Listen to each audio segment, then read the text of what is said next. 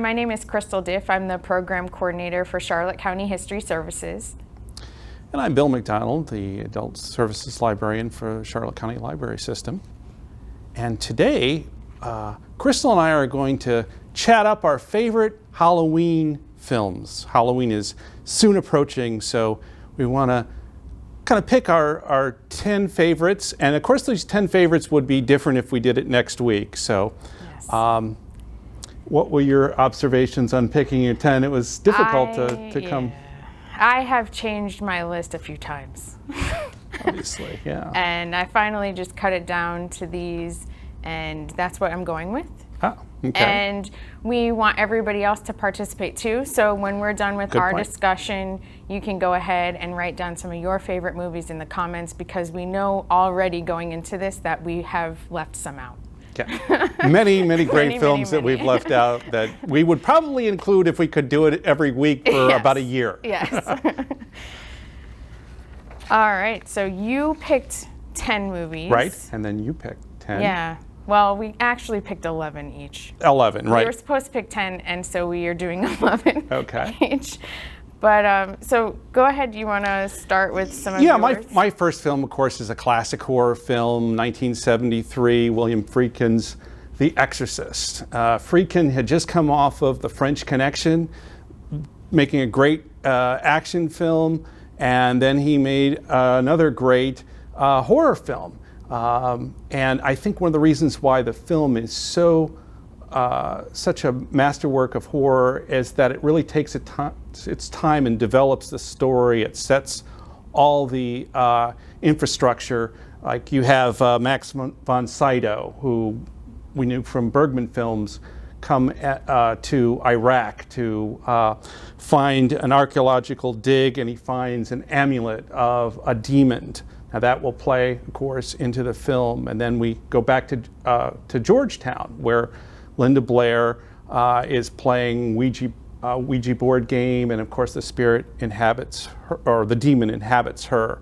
And of course, when she first starts showing signs of demonic possession, her mother, played by Ellen Burstyn, takes her to various doctors, runs several medical tests.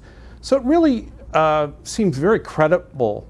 So when you get to the part of the spinning bed and the projectile vomiting, there's been all this sort of structure to make it seem plausible. And I think it just really holds up. Yeah, I think so too. It really does. It brings you into the scene and makes the characters seem, real, and that this is really happening to somebody. So yes, of course, the special effects make it a little bit extra, but but it really does. Like, the character development is really great in that movie. And your first pick? My first pick is Beetlejuice.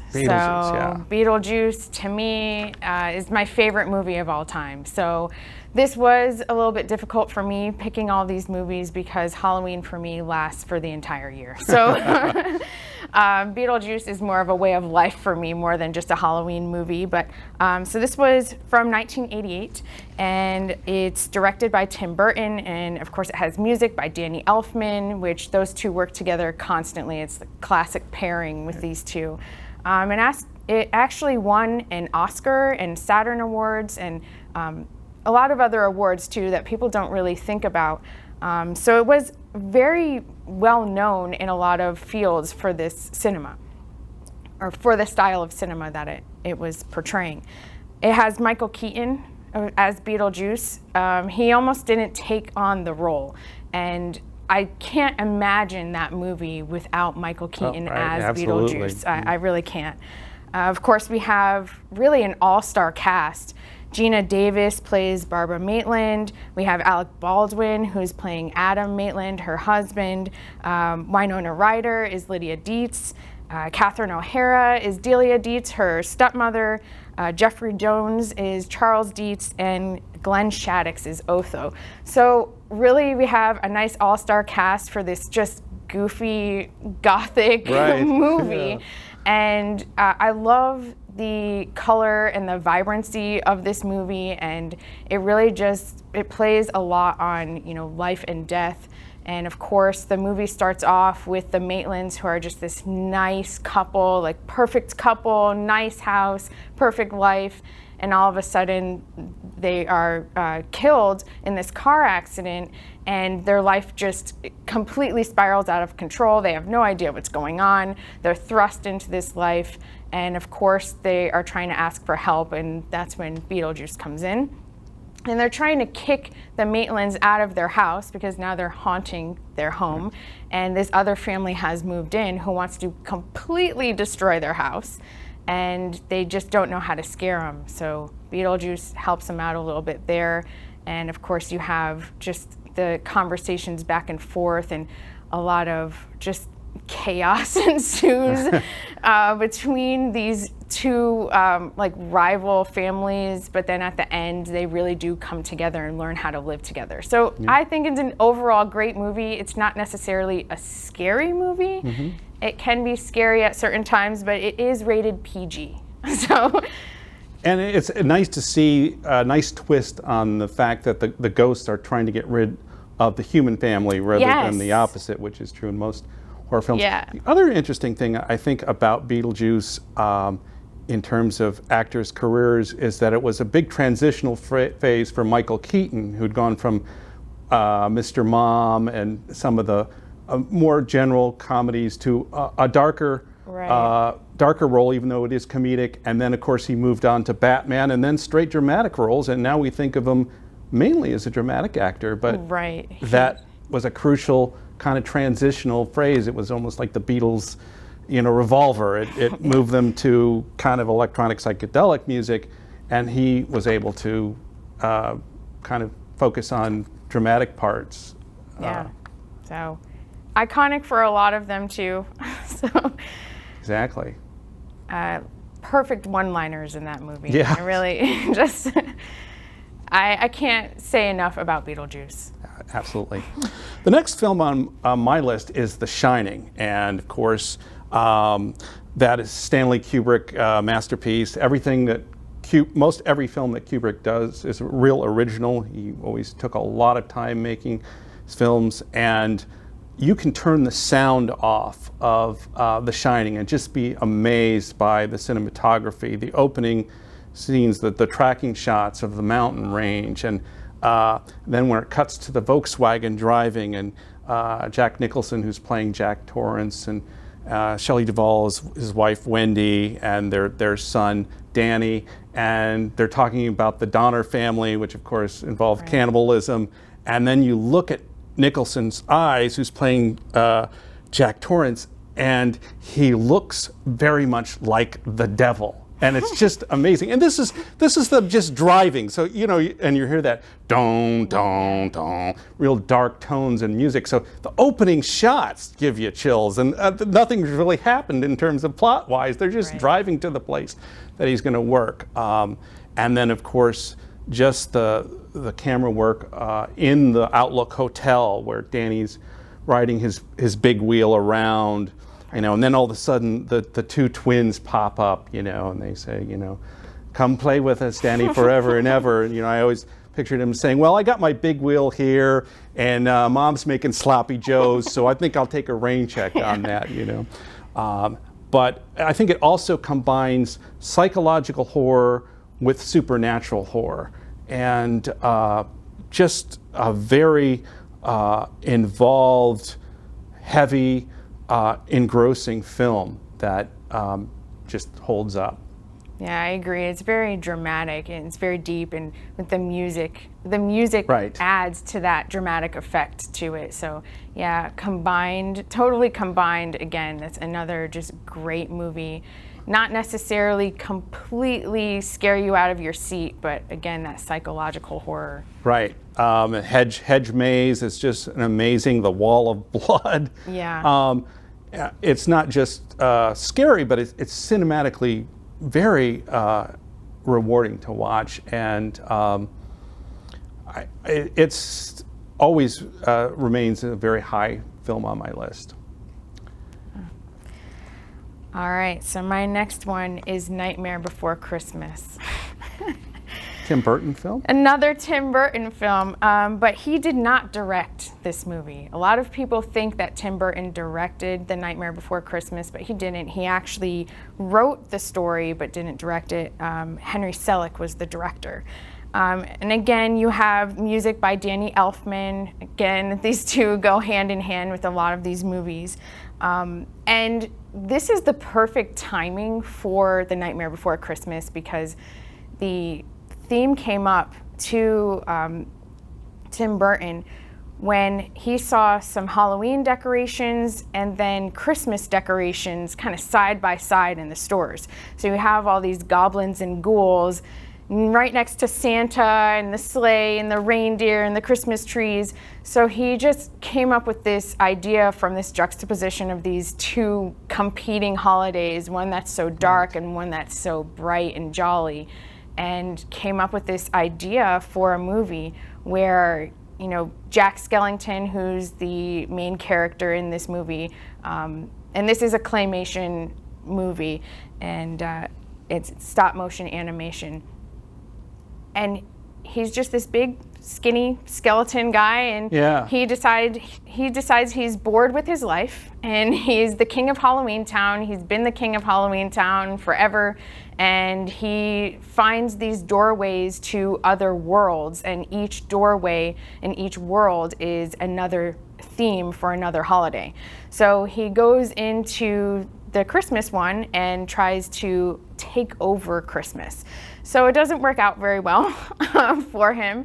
But again, this is just a very bright movie, and it does have dark themes to it. Obviously, it is around Halloween, and he sends out all these Christmas presents that are really just creepy Halloween presents instead, like shrunken heads and dolls that bite and things like that. So everybody just gets tired of him trying to play Santa, and they are actually trying to attack him and get rid of him. And he finally realizes, you know, hey, you know, I should just go back to Halloween Town. But in between, there's great music in this movie, and even though Halloween Town is this dark Halloween place, it still has a lot of color to it. It has a lot of character development. Of course, we have Sally, who's a love interest to Jack, and she's kind of like this Frankenstein creature that's designed by Dr. Finkelstein, who's another character in there, and she's always trying to escape Dr. Finkelstein. And she's trying to be a voice of reason throughout this whole entire scene, and nobody's really listening to her until the end, and then Jack realizes she was right this whole time.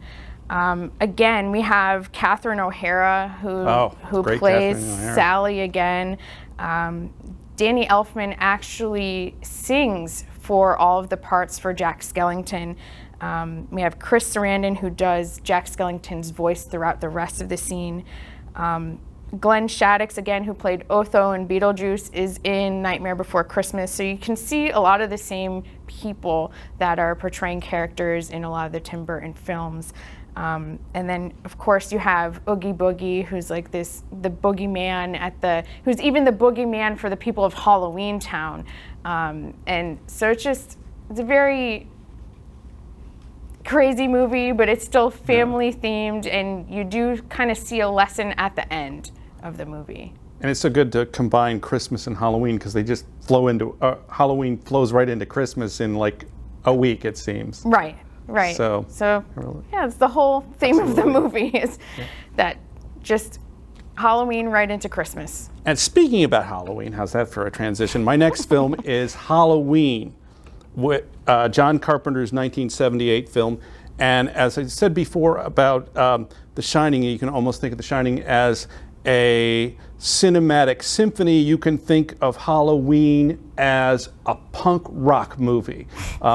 If the Ramones or The Clash were to make a horror film, they would make Halloween. It's bare bones, it's right to the point, it takes place on one day, and that's Halloween.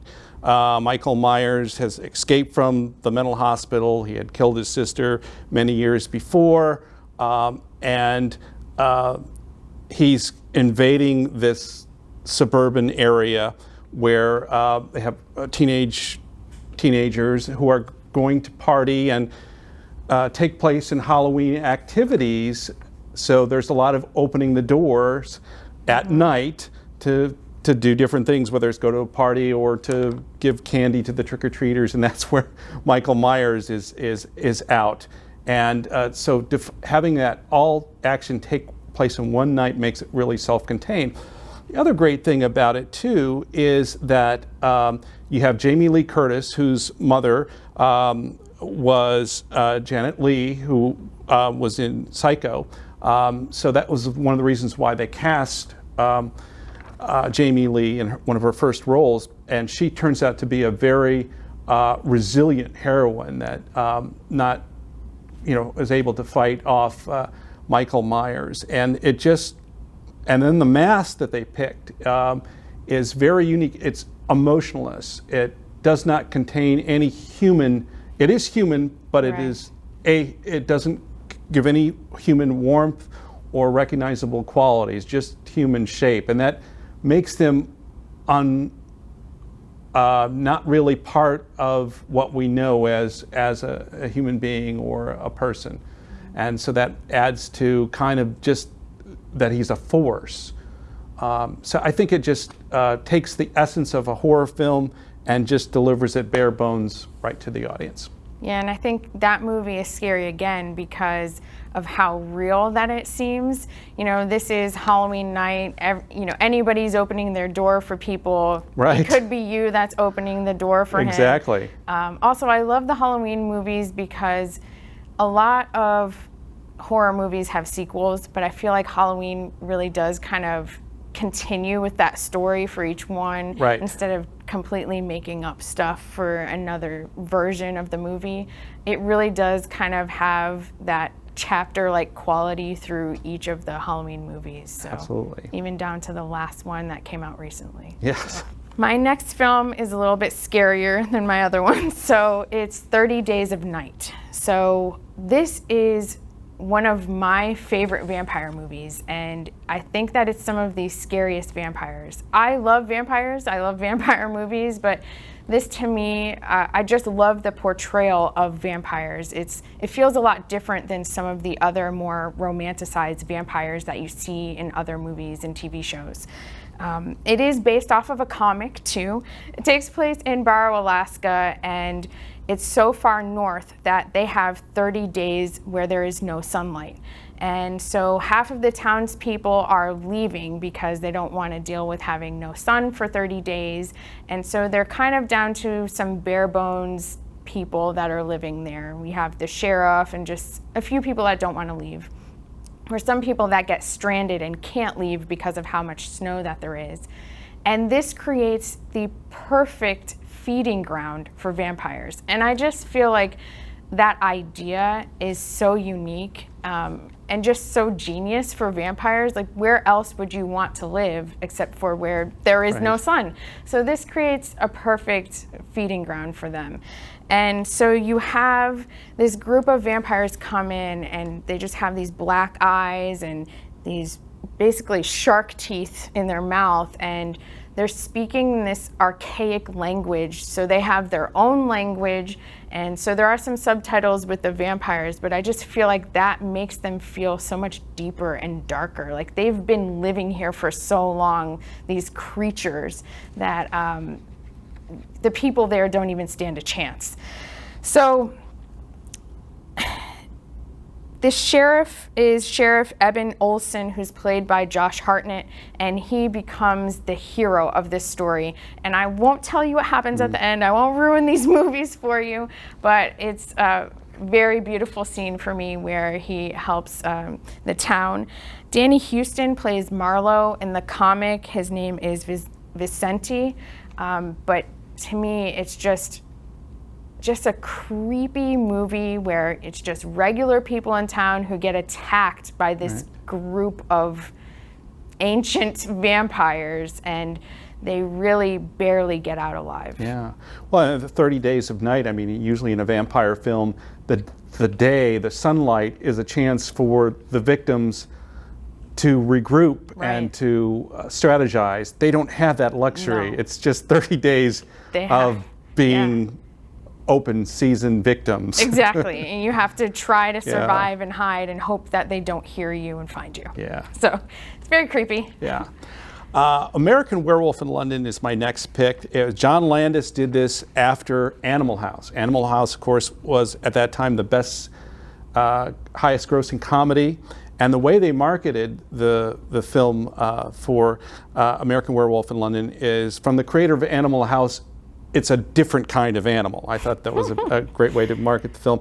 And it combines comedy and werewolf horror very uniquely. Two college students, actually I think they just graduated college, played by David Naughton and Griffin Dunne, are backpacking in Europe. And they go out to a pub, and the publicans, the people in the pub, don't really like them. They think they're brash Americans, brash young Americans, and they don't really warn them, don't walk out on the moors. And of course they do, and they get attacked by a werewolf, and Griffin Dunne doesn't survive, is killed, and the character played by David Naughton wakes up in the hospital, and then he's visited by his dead friend Griffin Dunne. And this is where some of the humor comes in. He says, oh, you know, I went to my funeral, and all the girls that wouldn't go out with me, they were all crying. And I told them, well, I said, well, why are you giving me all this attention now? I said, you could have, distributed some of that when I was alive. And he goes, oh, everybody loves you, and they're going to miss you. And so it really combines comedy really well. And then when he first becomes a werewolf, it's quite terrifying. And the special effects for that time in the early 80s, they really did a wonderful job. There's another great comedic scene where after his night of killing, and he's a real nice guy, you really like him. He's just starting his life. He's graduated from college. He's got a great sense of humor, a wonderful personality, he's sensitive. It hits all the right marks, and yet he's afflicted with being a werewolf. Oh gosh darn, none of us are perfect, right? Well, after a night of his first killing where he becomes a werewolf, and he wakes up without any clothes, and he approaches through the bushes a young English kid and talks him out of giving him his balloons. And then the English kid goes up to his mom and said, a naked American man stole my balloons. It's just really a great mixture of comedy and horror. And then there's also sadness, like I said, because he's starting his life, and he has a wonderful passionate relationship with his nurse from the hospital, and then she falls in love with him, and she, at first doesn't believe that he is actually becoming a werewolf, and then when she sees this huge wolf-like creature just ripping through London, she realizes this is her new lover, who is condemned with this fate. So it's just hits all the right notes of comedy, horror, and sadness. So. Yeah, I think it's funny how much romance there are in some of these horror movies. Yes. You don't really think about it Yeah. ahead of time, but there really is a decent amount. All right, my next movie is Hocus Pocus, and this is just an iconic movie. I feel like you have to watch it on Halloween, or at least for me and my family, we have to watch Hocus Pocus. So this is a kids movie, it's PG, and it's around the Sanderson sisters, who are witches, and they were caught stealing the youth of children in their town in the 17th century, so they're hung as witches, but they have this curse on the town that if anybody lights the black flame candle, then they come back to life. So this new kid, or this new family, comes into town, and there's the teenage boy, and he wants to impress a girl, so he decides to light the candle. And of course the witches come back to life, and now they are trying to save the town from these witches because they want to suck the souls out of all of the kids in town. So it's really, again, it's a family movie, but it's Halloween, so it does have some darker content in it, but it's just a fun, silly movie to watch. Bette Midler's a real. Bette Midler's was really in fun it in that. I as know. Winnie or Winifred. Sarah Jessica Parker's in it as Sarah. Sarah She's Jessica. the one who sings to bring all the children in. And Kathy Najimy is Mary, the other witch. So, yeah, iconic. Lost Boys is my next pick, 1987 Joel Schumacher film, and has Jason Patric and the two Coreys, Corey Haim and Corey Feldman.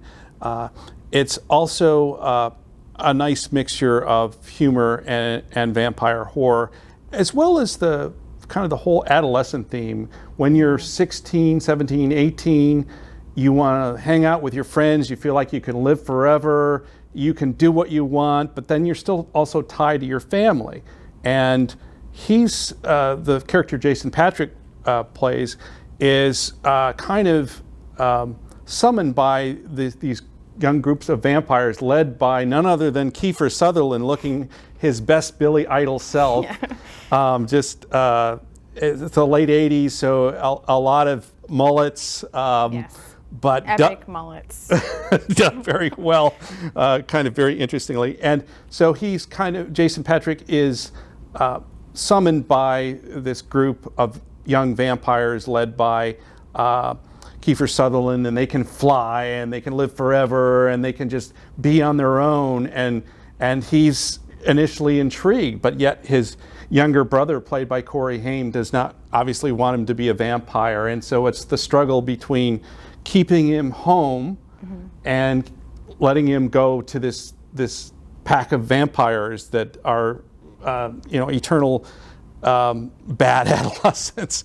And then there's some great stuff like they come up with, Corey Haim comes up with a super soaker squirt gun that's got holy water, and the way they kill the vampires is just so much fun. It's like, you're 12 years old, you would love to do that if vampires invaded your house. And it's a very interesting film. It's kind of like the vampire version of Home Alone.